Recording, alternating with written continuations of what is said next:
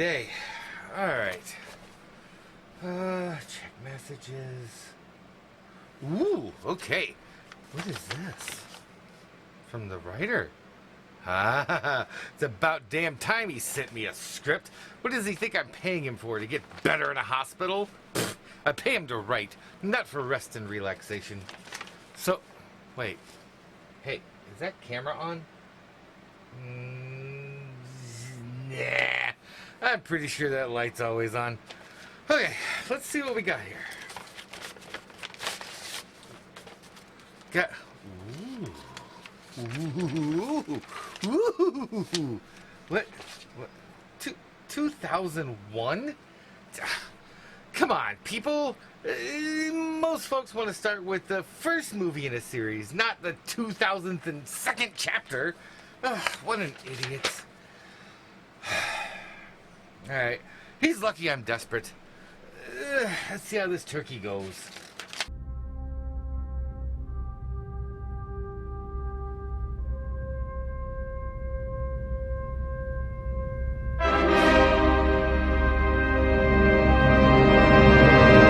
Alright, with that out of the way, what do we show next?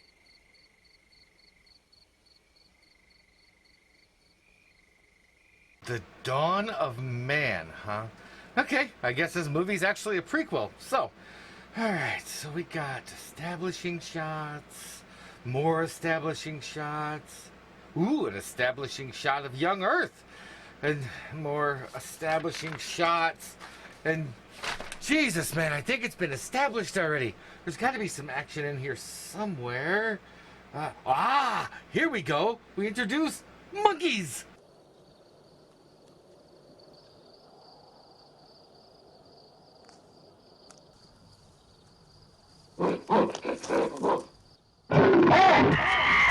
Okay, we got monkeys eating, we got monkeys drinking, we got monkeys making monkey noises. Ooh, I'd like the bit with the cheetah.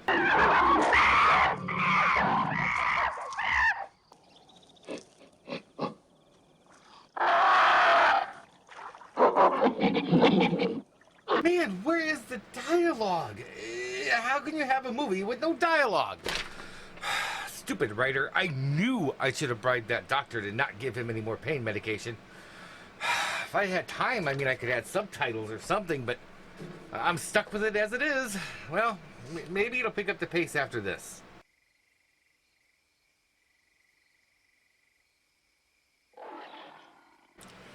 Ugh. Okay, so they wake up and find a large black box with a creepy sounding chorus? So they have a stereo system? They're monkeys! This is very confusing!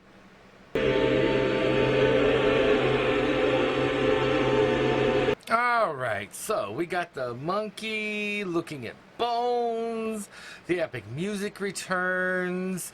He uses a bone to smash stuff? Huh.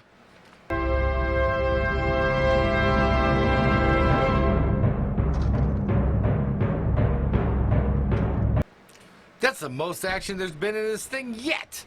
Okay, what do we got next? The monkeys all eating some barbecue. Huh. I'm gonna guess the writer's not a vegetarian.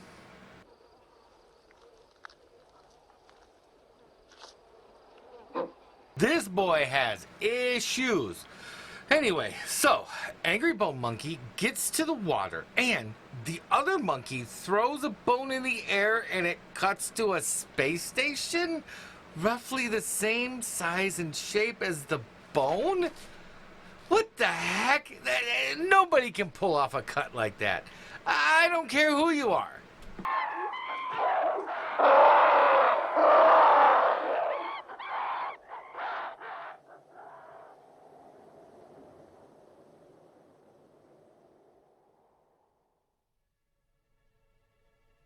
Okay, so we got that out of the way. Are we gonna get anything interesting ever in this script?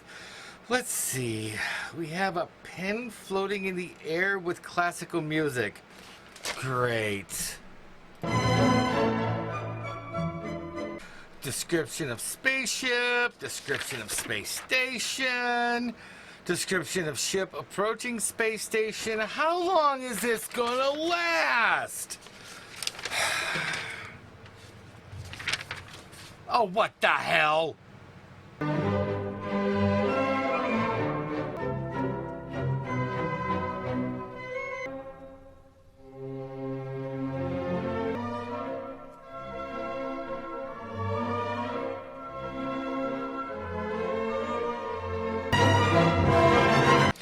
Oh, okay.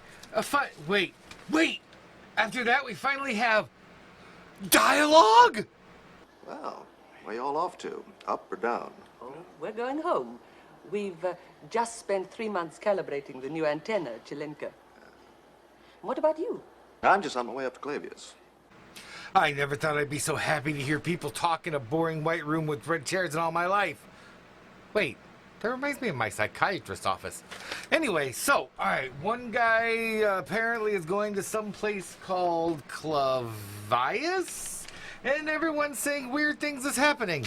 Huh, maybe this is a horror movie. Well, it's just that for the past 2 weeks, some extremely odd things have been happening at Clavius.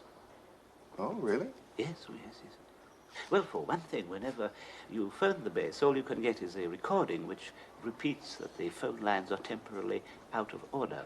Ha! This dialogue sounds like me every time I try to call my accountant. His phone is out of order. Well, probably having some trouble with their equipment or something like that. That's the same thing he said when I ran into him at Bengali's, but then I went to get my sandwich and I turned around to talk to him some more and he was gone. Quite frankly, we have had some very reliable intelligence reports that quite a serious epidemic has broken out at Clavius. Something apparently of an unknown origin. All right. Now things are getting creepy. I bet it's going to pick up the pace. Let's see. We have description of the guy's flight, how to eat food in space, a woman walking upside down, and scenes of planets and moons. Oh, God. He's trying to bore me to death.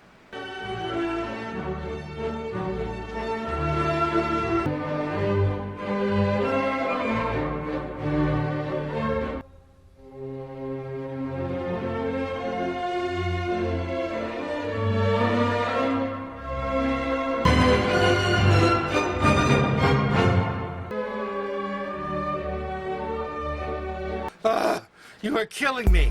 Okay, and landing, and we're landing, and we're still landing?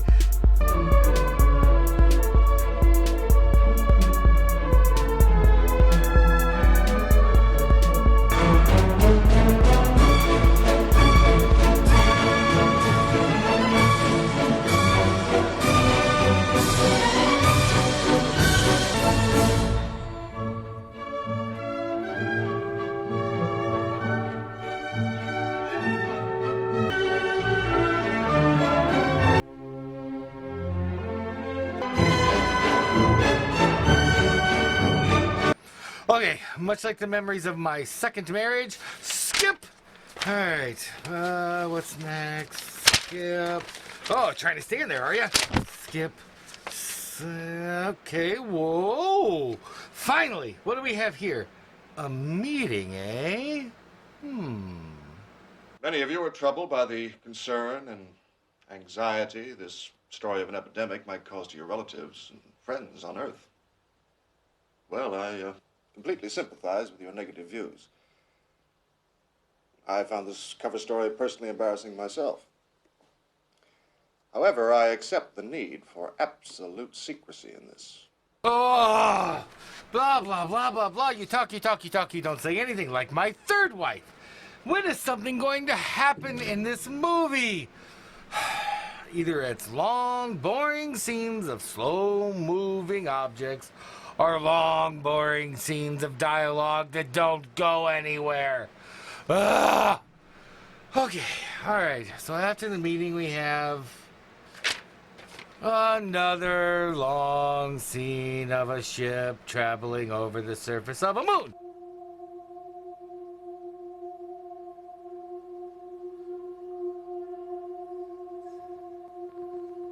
Oh, okay. Wow. I'm so excited. My fun meter is just pinging. All right. So then we get three guys eating lunch and talking about finding something. It could be interesting. When we first found it, we thought it might be an outcrop of magnetic rock, but all the geological evidence was against it. And not even a big nickel-iron meteorite could produce a field as intense as this. So we decided to have a look. We thought it might be the upper part of some buried structure, so we excavated out on all sides, but unfortunately we didn't find anything else. And what's more, the evidence seems pretty conclusive that it hasn't been covered up by natural erosion or other forces. It seems to have been deliberately buried. Deliberately buried. Why does that sound like a dog giving me a report of something he dug out of my backyard? Anyway, let me see. So what is next? Another scene of a spaceship traveling, I'm sure. Oh, of course.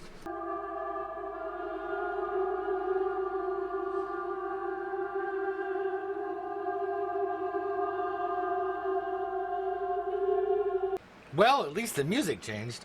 All right, so they land and they go to the black box from the beginning that the monkeys were throwing bones at and screaming, and it's still playing creepy music, and they're still walking toward it, and they're still walking toward it, and they're...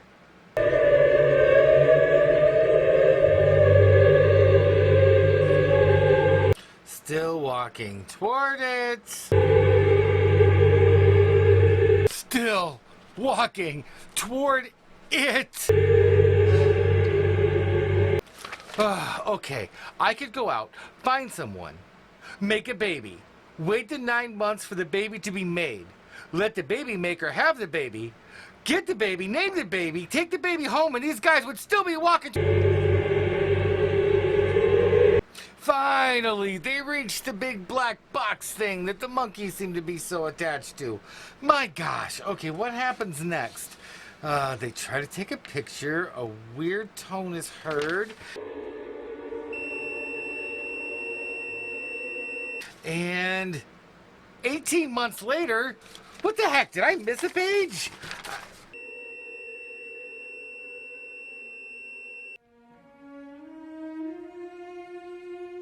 Holy crap, okay. With how slow it's been up to this point, I wasn't expecting him to jump ahead so far. Then again, he did jump from the dawn of man to the space age, so what do I know? Alright, so we got a new ship and some new guy jogging sideways. Well, at least it's different.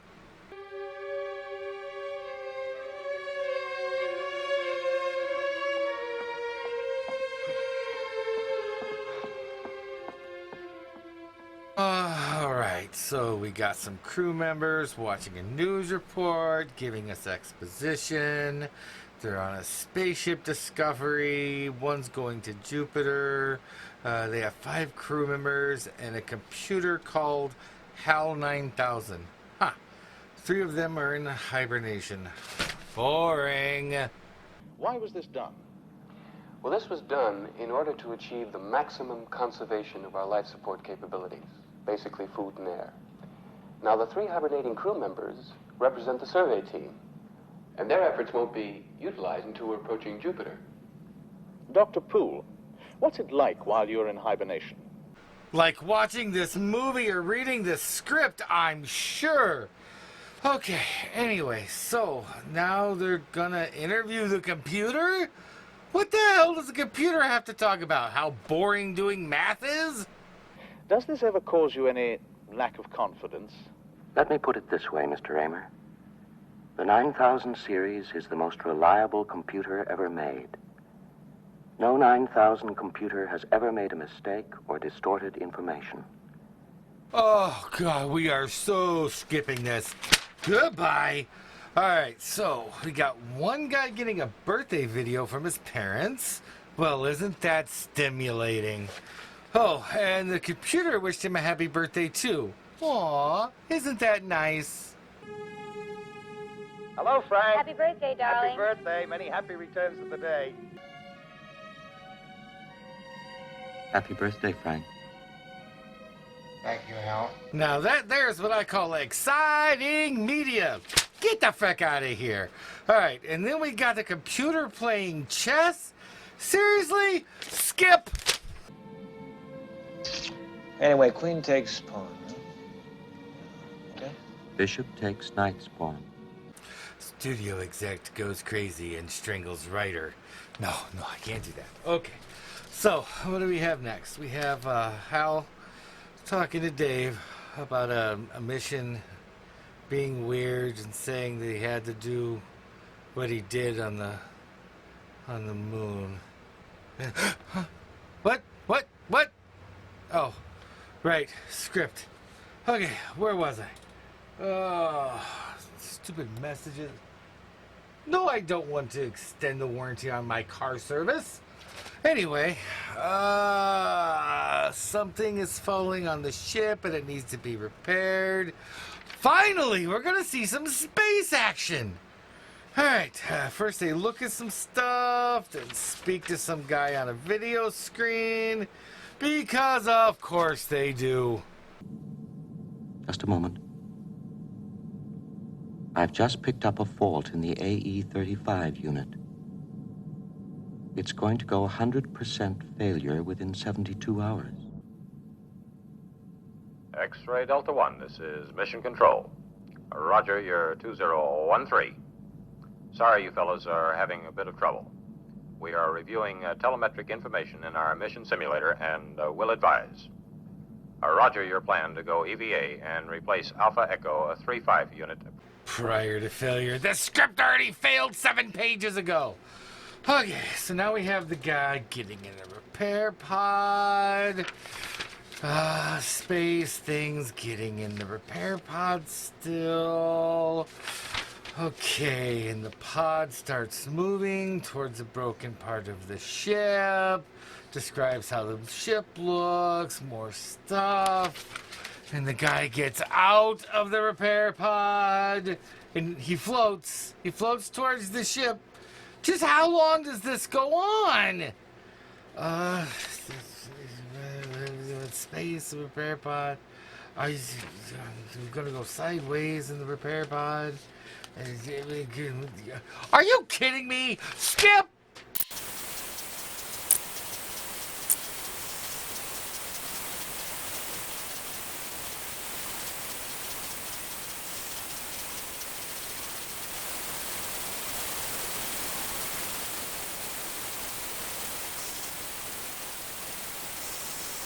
Two minutes and 21 seconds for them to find out they can't find anything wrong with it. What is the point? Oh, the computer is never wrong. It can't be wrong. Well, that is a problem. We should advise you, however, that our preliminary findings indicate that your onboard 90000 computer is in error predicting the fault. And the two guys decide to talk about it inside of a pod. Okay. But they have the computer turn the pod around so the camera can read their lips? What the hell? Rotate pod, please, Hal.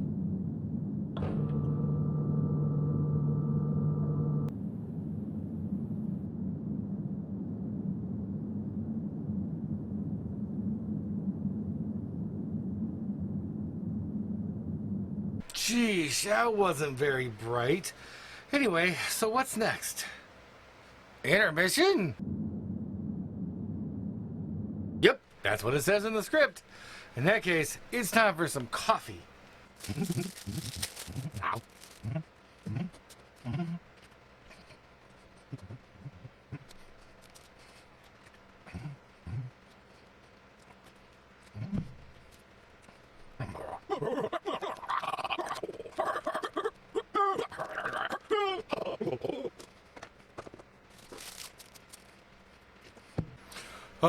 Better. Okay.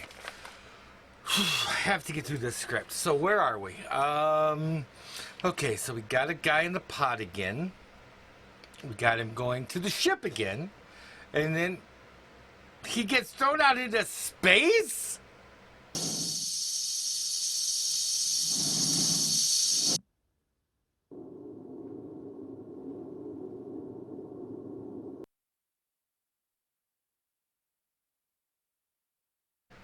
followed by some very, very, very slow action.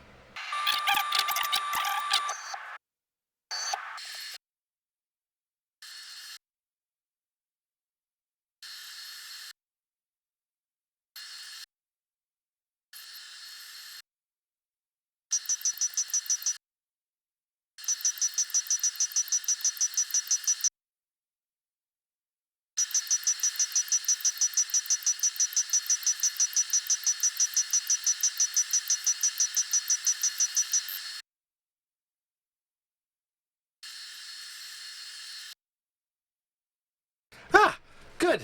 All that worked so he could catch a corpse. Good for him. Let's see. Meanwhile, on the ship, Hal kills the guys in hibernation?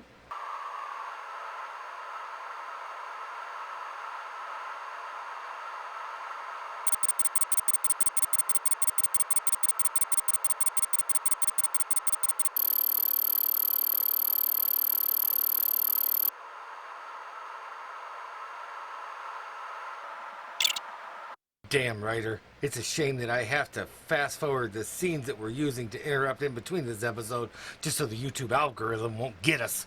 But anyway, alright, I was right. This is a horror movie. Okay, so now we got Hal not letting Dave back in.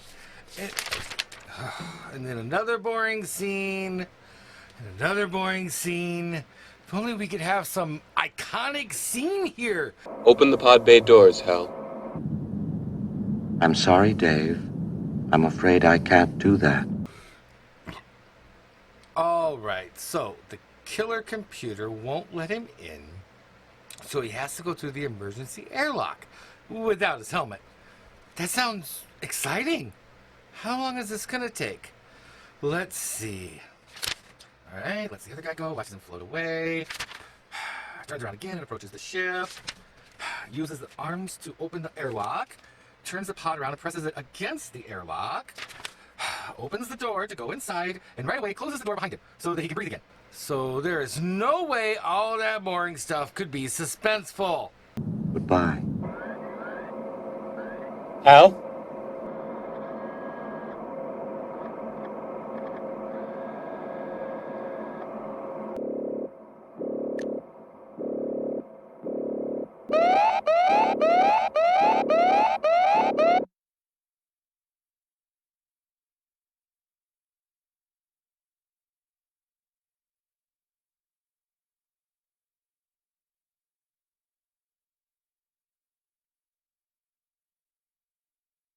Okay, so Dave gets a helmet and goes through the ship while Hal tries to convince him that everything is all right by saying he's feeling much better now. I feel much better now. I really do. So Hal becomes my fifth wife and drones on and on and on as Dave slowly opens him up to kill him? Wow. Stop, Dave.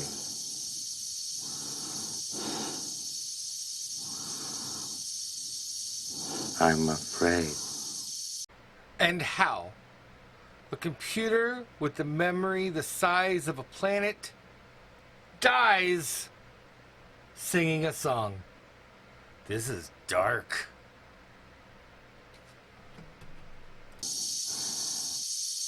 If you'd like to hear it, I can sing it for you.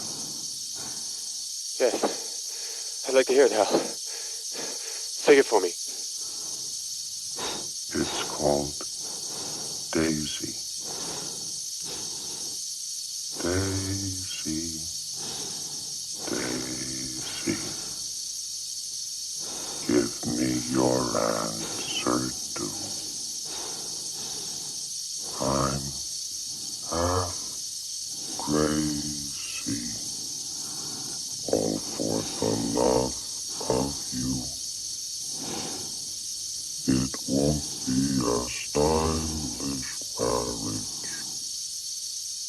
I can't afford a carriage. Alright, I really need to look into getting my writer some Valium. Whew.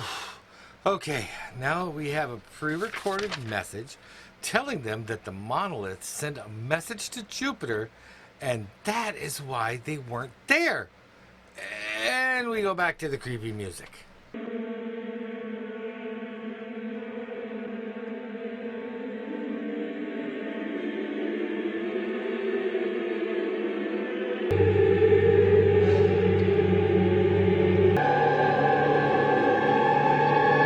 And then our hero Dave uses the pod to go towards the monolith.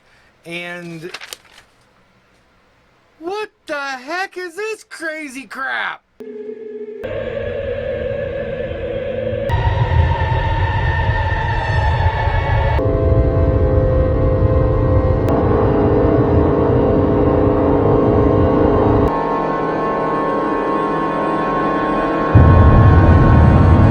My writer guy must have been tripping balls when he wrote this.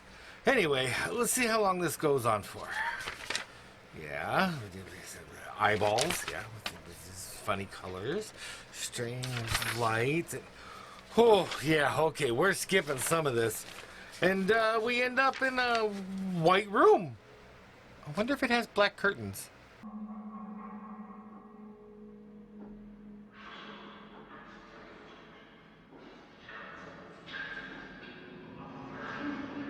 And then he sees himself inside the room as an old man. But then there's no pod, and he sees himself out in space, suit eating, and then he sees himself playing in the bed, and then he sees the monolith who apparently tucked him into bed as a baby, and then